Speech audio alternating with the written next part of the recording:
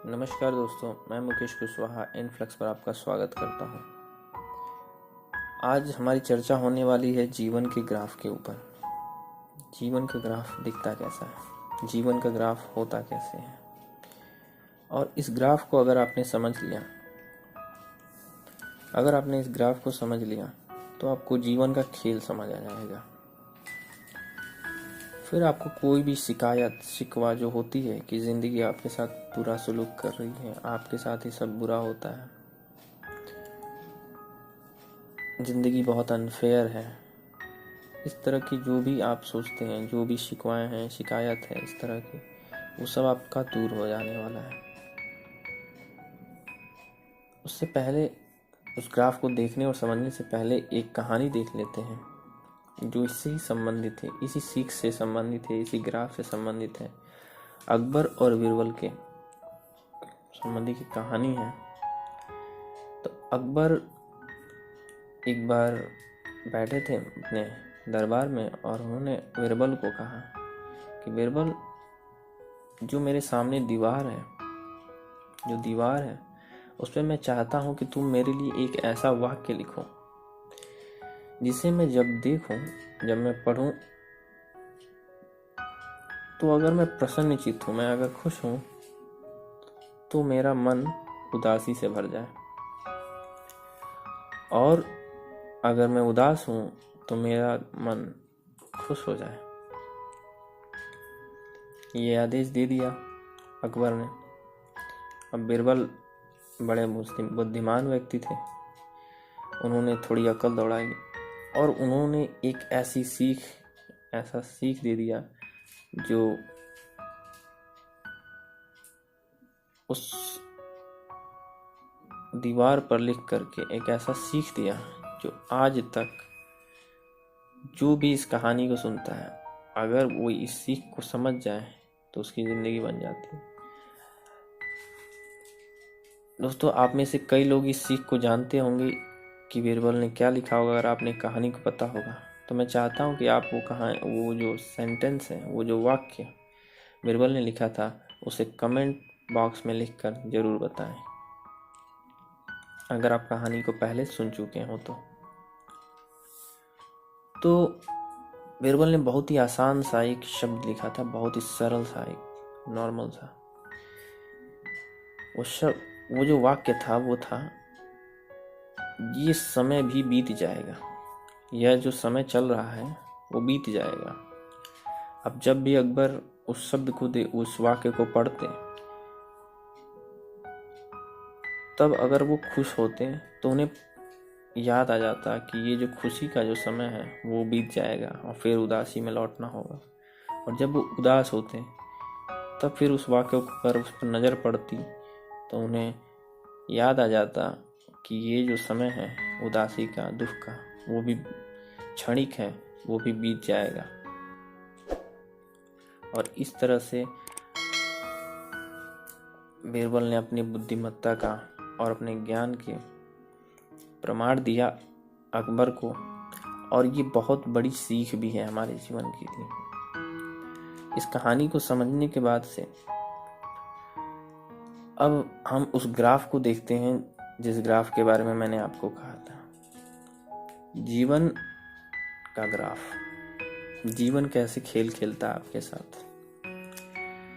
महान से महान और निम्न से निम्न कोटि के व्यक्ति के लिए भी ग्राफ, जीवन का ग्राफ लगभग एक जैसा ही दिखता है।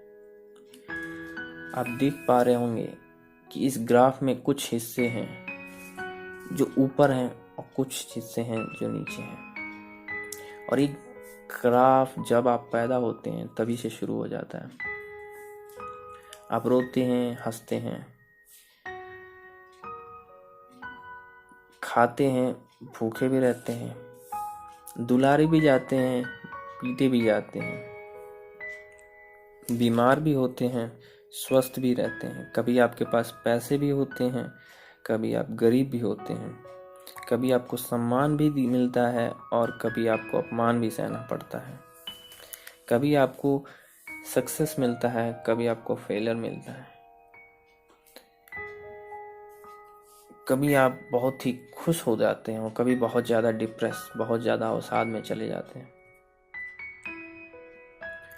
ये ग्राफ चाहे दुनिया के सबसे अमीर आदमी के जीवन का ग्राफ बना लो या एक सामान्य आदमी के जीवन का ग्राफ, ये जो ग्राफ है इसमें हर आदमी को कभी ऊपर होना पड़ता है और अगले ही किसी को एक दिन बाद, किसी को एक दिन हफ्ते बाद या 2 महीने बाद उस ग्राफ को नीचे जाना होता है।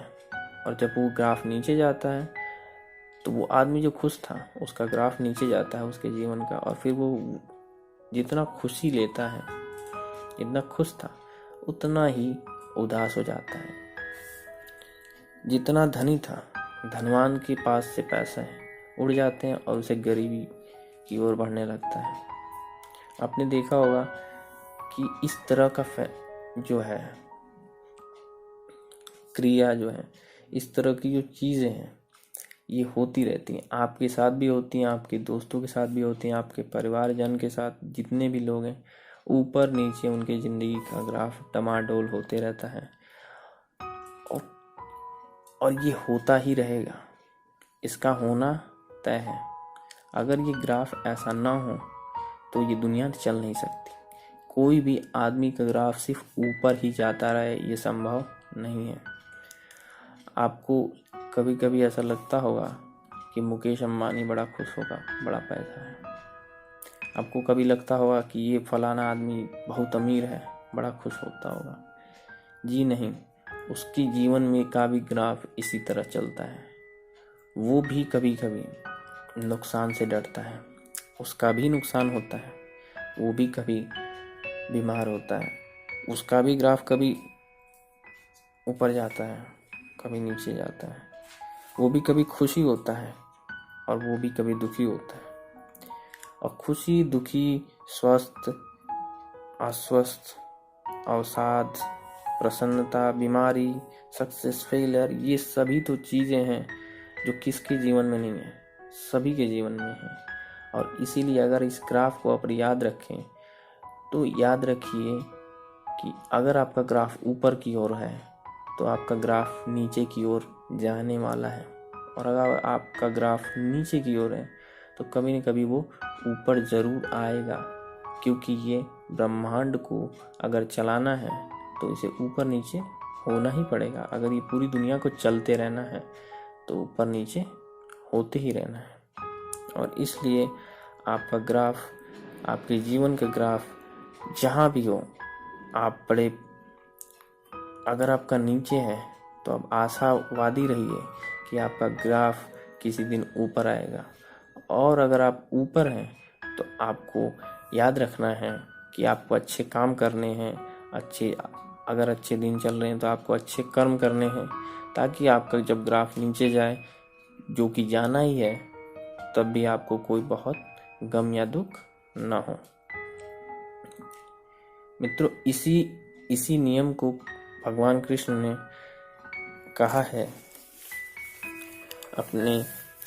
जब वो अर्जुन को गीता में संदेश देते हैं तो उन्होंने कहा है कि ज्ञानी व्यक्ति जो होते हैं सुख या दुख को मौसमों की तरह समझते हैं, जैसे ठंडी का मौसम, गर्मी का मौसम, और वो जानते हैं कि गर्मी आया है तो ठंडी आएगा ही, और ठंडी आया है तो गर्मी आएगा ही।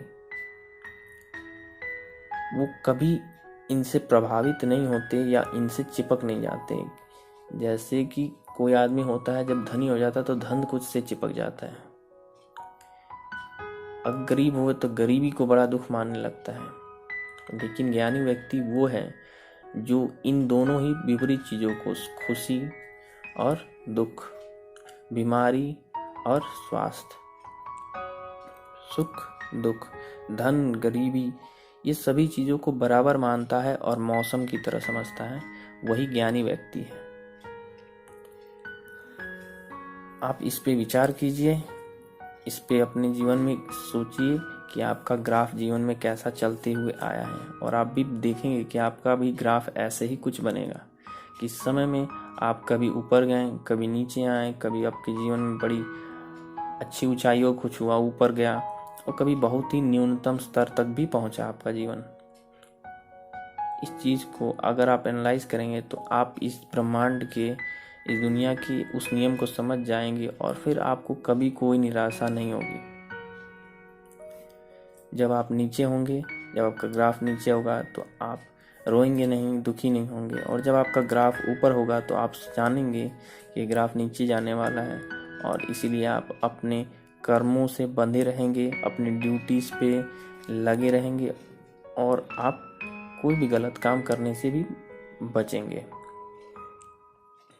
क्योंकि आपको पता होगा कि ये ग्राफ जो है 4 दिन की चांदनी है। ये जो ऊंचाई आपने छुई है वो बस 4 दिन की चांदनी है, फिर तो नीचे जाना है, नीचे जाना है, फिर ऊपर आना है और इसी तरह से चलते रहना है। क्योंकि ऐसा ना हो तो दुनिया चलना, दुनिया जो है, जो बैलेंस बना हुआ है दुनिया में, वो नहीं बन पाएगा। ठीक है, तो आशा है आपको बहुत कुछ सीखने को मिला होगा।